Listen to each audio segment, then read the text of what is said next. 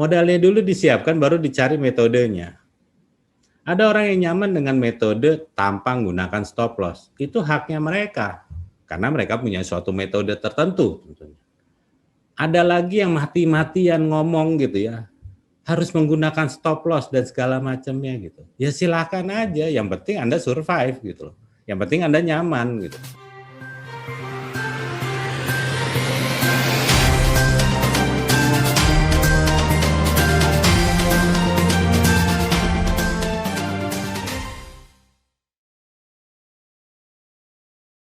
Kalau kita sekarang di minggu yang kedua, tentunya 2 kali setelah tahun baru kemarin. Jadi banyak sekali permintaan dari para peserta webinar yang menginginkan kami membawakan materi berjudul psikologi trading. Apa sih psikologi trading?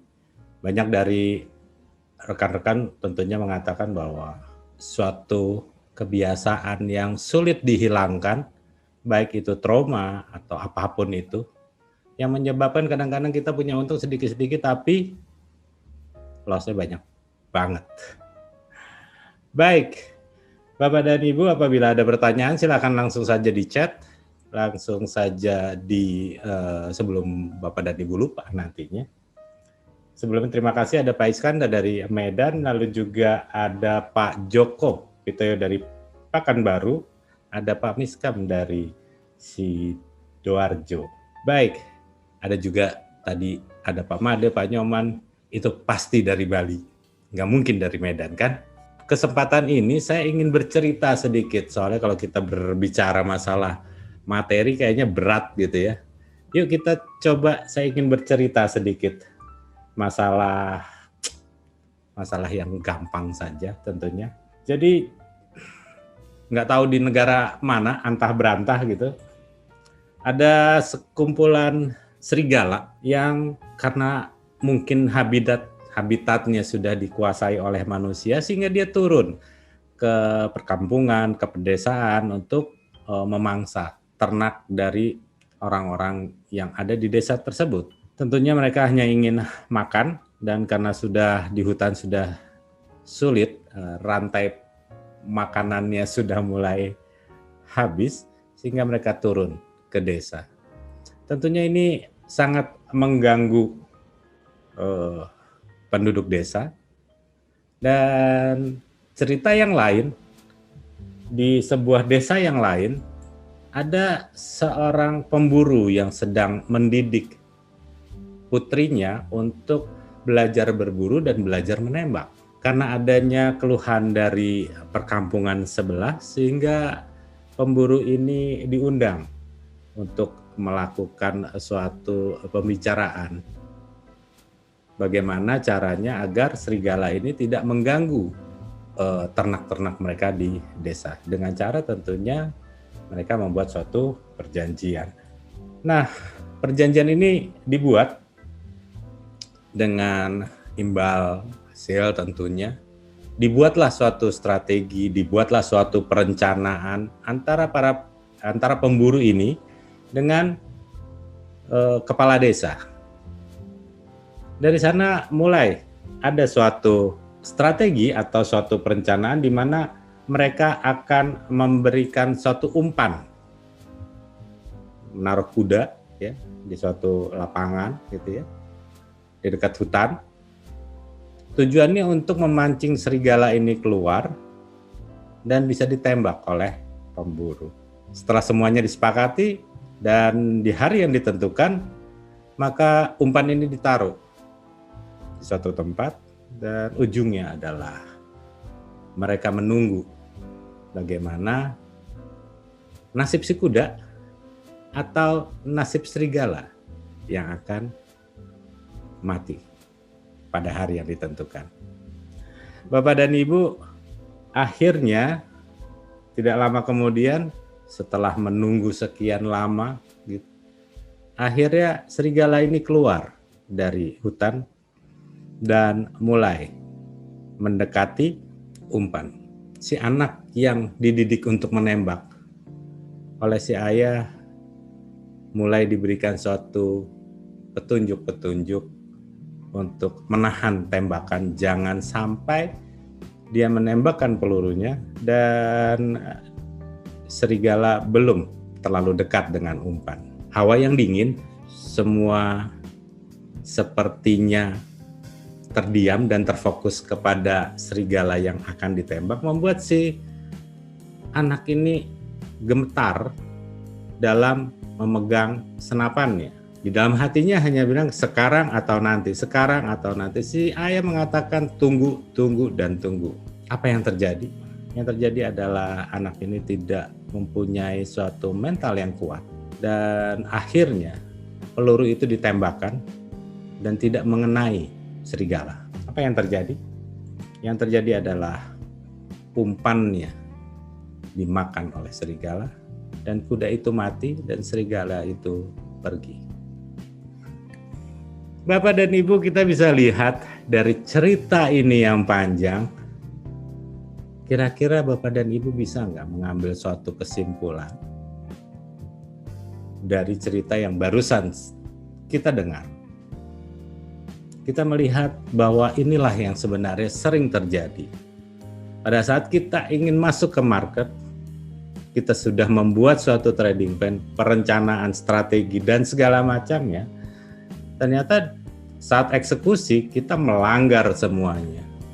Dan yang kedua, tentunya kadang-kadang kita dipaksa untuk suatu keadaan di mana kita belum siap, kita harus masuk ke suatu areal atau daerah perang katakanlah, untuk masuk ke dalam money market, padahal kita belum mempunyai suatu bekal yang kuat, mempunyai edukasi yang baik, mempunyai pengertian yang baik. Kita mempunyai hanya sepotong-sepotong saja. Kita hanya mempunyai tip and trick, tidak mempunyai suatu pengetahuan yang cukup baik dari A sampai Z. Nah, tapi kalau saya ngomong dari A sampai Z bukan berarti aliens ya. Itu asuransi, terjadi komplain lagi. Kadang-kadang ini yang sering terjadi. Kita memaksakan untuk masuk. Dan pada saat di market, mulailah pertarungan itu terjadi. Kadang-kadang kita mulai kehilangan fokus. Pada saat kita melakukan open posisi dan tidak sesuai dengan harapan, mulai kita takut. Padahal sebelumnya kita sudah membuat suatu strategi, kita membuat suatu perencanaan. Tapi kita juga melanggar itu. Jangankan pada saat kita loss, kita profit pun kita kadang-kadang takut. Sampai ada orang mengatakan bahwa di bisnis ini kalau kepingin untung besar, ya jangan takut untung. Kadang-kadang kita takut rugi, akhirnya rugi. Kenapa nggak dibalik? Kita takut untung, nanti ujungnya kan untung gitu. Kalau kita menahan loss, biasanya kita udah biasa. Menahan profit, itu yang harusnya luar biasa. Bagaimana bisa ini terjadi? Kita akan bahas yang selanjutnya, yaitu banyak orang mengatakan ini adalah psikologinya. Kalau kita bedah, kalau kita lihat di Wikipedia misalnya, yang paling gampang lah, buka aja googling gitu. Ilmu ini sebenarnya adalah studi tentang pikiran dan perilaku yang mencakup pengaruh biologis, tekanan sosial, dan faktor lingkungan yang mempengaruhi cara orang berpikir, bertindak, dan merasa. Tapi kalau kita lihat dari turunan ilmu ini, itu banyak sekali turunannya, jenis-jenisnya. Tapi nggak ada satupun yang namanya psikologi trading. Psikologi trading ini nggak pernah ada gitu loh. Dan memang nggak pernah ada. Jadi kalau misalnya kita mengklaim bahwa ada orang yang jago untuk berbicara masalah psikologi trading, saya kok agak-agak aneh ngelihatnya. Kenapa ini bisa dikomplain sebenarnya sama psikolog? Karena Anda bukan lulusan jurusan itu gitu loh. Dan banyak banget yang ngomong seperti ini. Ada baiknya Kalau mau bahas ya diganti dengan mental trading misalnya. Dan bukan psikologi trading. Bapak dan Ibu, sebenarnya ada nggak sih pengaruhnya di dalam trading? Ketakutan-ketakutan kita dalam trading? Sebenarnya nggak ada. Itu semua karena kita salah menempatkan. Mental kita itu hancur, itu karena kita sendiri salah untuk menentukan rules-nya, metodenya, aturannya. Jadi yang pertama adalah, yang perlu Bapak dan Ibu ketahui adalah, yang pertama Anda punya modal yang cukup nggak? Sejauh ini kalau kita trading, itu udah seperti kita melakukan perjudian, bukan perdagangan. Dagang itu konsepnya adalah kita menggunakan modal yang nantinya akan memberikan hasil dengan kita melakukan suatu usaha. Sedangkan perjudian itu adalah suatu untung-untungan. Yang kita lakukan adalah biasanya itu adalah perjudian. Kita masuk open posisi, kasih TP, kasih SL. Kalau nanti kita masuk, kena SL ya sudah, hilang uangnya. Kalau dia kena TP-nya, kita profit. Oke, karena dasar itulah, maka banyak orang mengatakan bahwa bisnis forex adalah bisnis judi. Gimana nggak judi? Kita buy harga naik ke atas bisa untung, kita sell harga turun ke bawah, kita juga bisa untung. Kenapa demikian? Karena dia yang ditransaksikan itu adalah pair atau mata uang. Nah, setelah itu, setelah modal ya cukup, baru kita mencari suatu metode. Ini kadang-kadang kita dibalik, metodenya dulu yang kita cari, kan aneh gitu. Metode apa yang terbaik di dunia? Wow, banyak banget pertanyaan yang masuk ke saya. Baik dari Instagram, Facebook, Telegram, WhatsApp. Metode apa sih yang terbaik? Indikator apa sih yang terbaik di dunia? Nggak ada. Yang terbaik adalah apabila metode yang Anda pergunakan itu sesuai dengan karakter Anda. Metode yang Anda pergunakan itu nyaman buat Anda. Nyaman buat Anda belum tentu nyaman buat saya. Nyaman buat saya belum tentu nyaman buat si C atau si B atau si A.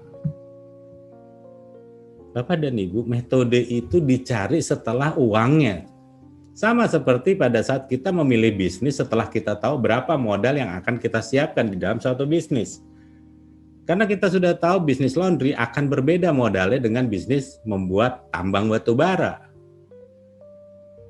Pertanyaannya adalah, kadang-kadang kita mau bisnis di forex, di semua pair yang ada, tapi modalnya kita nggak pernah tahu berapa. Modalnya dulu disiapkan, baru dicari metodenya. Ada orang yang nyaman dengan metode tanpa menggunakan stop loss. Itu haknya mereka, karena mereka punya suatu metode tertentu. Ada lagi yang mati-matian ngomong gitu ya, harus menggunakan stop loss dan segala macamnya gitu. Ya silakan aja, yang penting Anda survive gitu loh. Yang penting Anda nyaman gitu. Tinggal lihat aja apakah ini akan bertahan secara konsisten atau tidak. Jadi metode ini penting setelah kita tahu berapa modal yang harus kita siapkan. Pada saat Anda bertransaksi, Anda kadang-kadang perlu suatu pendampingan. Perlu orang yang bisa membuat Anda greedy pada saat Anda fear. Ada yang bisa membuat Anda menjadi kembali serakah pada saat Anda mulai ketakutan. Dan ada konsultan yang bisa membuat Anda menjadi penakut pada saat Anda mulai serakah. Kita sudah tahu bahwa kita tidak bisa menasehati diri kita sendiri, sehingga mau tidak mau kita butuh seorang pendamping. Butuh seorang mentor, butuh seorang konsultan. Mencari konsultan, mencari mentor bukan hal yang gampang. Di zaman seperti ini banyak sekali mentor, banyak sekali konsultan, banyak sekali marketing yang menawarkan produk forex kepada Anda dengan janji-janji surga tentunya. Tapi apa yang terjadi? Zaman dulu, zaman 15 tahun yang lalu, itu kalau investor masuk, itu langsung login passwordnya itu diambil sama marketing, konsultan atau mentornya, lalu ditradingkan, lalu habis, dan mereka dengan tenangnya bisa lari dan lepas dari tanggung jawab. Masuk ke suatu zaman di mana konsultan hanya memberikan advice, saran, yang ngeklik adalah Anda. Ini parah lagi. Kita nggak tahu konsultan itu pendidikannya apa, kita nggak tahu latar belakang dia apa, tapi tiba-tiba Anda bisa percaya sama konsultan yang memberikan daily signal. Jadi pada saat habis, dia juga mengatakan saya hanya memberikan saran. Itu di era yang kedua. Dia tidak ngambil password, karena pada saat ngambil password, login password itu sanksi hukumnya akan besar nantinya. Tapi hanya memberikan saran itu sanksinya agak-agak tipis gitu. Dan di step yang berikutnya adalah mereka berubah menjadi mentor, menjadi pengajar. Anda harus tahu bahwa perubahan ini itu sangat signifikan. Nah, pertanyaannya adalah apakah mentor yang akan Anda ikuti itu sesuai dengan karakternya dengan Anda? Kalau tidak, jangan. Karena kalau Anda adalah seorang scalping, sedangkan mentornya adalah seorang yang long term, ya Anda nggak akan cocok. Atau kebalikannya, mentornya pakai scalping, Anda adalah long term karena Anda kesibukannya setiap hari di kantor sangat tinggi, itu nggak butuh scalpingan karena kita nggak akan liatin grafik terus 1 kali 24 jam seperti nggak ada pekerjaan lain. Bapak dan Ibu, ini bisa menjadi bahan pikiran buat Anda apabila Anda ingin masuk ke bisnis ini. Lupain namanya psikologi trading. Kenapa? Karena buat saya sih nggak penting-penting amat. Yang penting itu adalah memang modalnya, metodenya, dan mental terakhir, dan itu biar gampangnya saya katakan sebagai mentor. Ada orang yang dampingin Anda, dan orang ini memang harus punya reputasi yang cukup baik. Bapak dan Ibu, apabila mentor Anda mengajarkan kepada Anda, ada baiknya Anda harus melihat bahwa ada 3 pilar, ada 3 kaki yang perlu diajarin sama dia, yaitu adalah money management, itu kecukupan modal, dan ini penting banget karena ini dasarnya. Metode apapun, kalau money managementnya jelek, ya pasti hancur. Anda mau pakai stop loss urusan Anda. Anda nggak mau pakai stop loss urusan Anda. Yang penting money managementnya betul. Money management itu bukan risk and reward. Sekali lagi saya garis bawahi. Money management itu bukan risk and reward. Tapi itu adalah suatu perhitungan. Perhitungan yang panjang butuh skill matematika yang setelah modalnya cukup dan optimal, nggak boleh terlalu kecil dan nggak boleh terlalu besar. Kalau terlalu besar tidak mengoptimalkan uang Anda. ROI-nya pasti kecil. Yang kedua tentunya Anda akan melihat fundamentalnya. Fundamentalnya adalah apa yang akan rame ditransaksikan pada saat ini. Pada saat seperti ini, pair mana yang ditransaksikan? Hanya trader tolol yang hanya berbicara masalah satu pair dalam seumur hidupnya dia trading. Karena pada saat COVID seperti ini, kita nggak mungkin bersikukuh untuk bisnis bioskop. Kita nggak mungkin bikin stadion sepak bola untuk mendapatkan income pada saat COVID. Itu saja udah memberikan suatu gambaran bahwa bisnis itu berpindah-pindah. Yang tadinya bisnisnya gedung bioskop, Anda nggak mungkin bikin gedung bioskop kan sekarang. Anda lebih gampang jualan APD atau jualan masker atau jualan vitamin untuk kesehatan. Itu jauh lebih logis buat saya. Ada trader yang bertahun-tahun tradingnya hanya satu pair saja gitu. Saya nggak nyalahin, cuman buat saya temennya kurang banyak, ngopinya kurang jauh gitu. Pemilihan pair di setiap tema yang akan terbentuk di setiap tahun selalu berbeda. 2008 krisis terjadi di Amerika, 2009 krisis terjadi di Eropa karena adanya negara-negara dengan beban hutang yang sangat besar. 2018 mulai terjadi kenaikan tarif pajak. 2019 terjadi perang dagang. 2020 masuk corona. Bapak dan Ibu bisa lihat nggak perjalanannya? Semua krisis berubah-ubah. Nggak mungkin krisisnya itu terus. Karena krisisnya berubah, maka instrumen keuangannya pun berubah. Yang tadinya orang banyak simpen dolar, berpindah ke saham atau ekuitas misalnya. Lalu dia bisa pindah juga ke obligasi. Dan pada saat corona, banyak akhirnya orang mulai pindah ke safe haven. Atau dia pindah ke saham yang berbasis teknologi atau digital. Dan Ibu bisa lihat dia berpindah-pindah instrumennya. Tapi Bapak dan Ibu kadang-kadang diajarin oleh konsultan marketing atau mentor Anda di satu pair saja. Nggak salah sih, cuman buat saya sih nggak benar. Setelah Anda tahu uangnya cukup, lalu pairnya juga benar yang dipilih sesuai dengan apa yang terjadi saat ini, keinginan pelaku pasar, bukan keinginan Anda, bukan keinginan saya. Anda harus bertransaksi apa keinginan pasar. Lalu setelah itu kita tentukan apakah pair ini naik atau turun. Itu semuanya ada di analisa fundamental dan itu butuh suatu pengetahuan makroekonomi dan mikroekonomi tentunya. Setelah itu kita tahu bahwa arahnya kemana, baru kita bertransaksi dengan menggunakan technical. Jadi technical itu hanya untuk menentukan kapan kita entry dan kapan kita exit. Dari sini sendiri kita sebenarnya udah nggak ada, kita harus sepakat nggak ada yang ngebahas masalah psikologi trading. Nggak ada. Kenapa? Karena semuanya udah terancang dengan baik. Modalnya cukup. Nggak ada top up. Yang kedua, pair yang dipilih benar. Yang ketiga, arah pair tersebut kita tahu misalnya naik atau turun. Kalau naik tentunya kita akan melakukan pembelian. Karena kalau harga trennya naik, kita buy di mana aja profit. Percaya sama saya. Dan kalau Anda tahu bahwa harganya akan turun, Anda mau sell di mana aja pasti profit. Inilah sebenarnya yang harus dipelajari di dalam Anda mengetahui bisnis forex.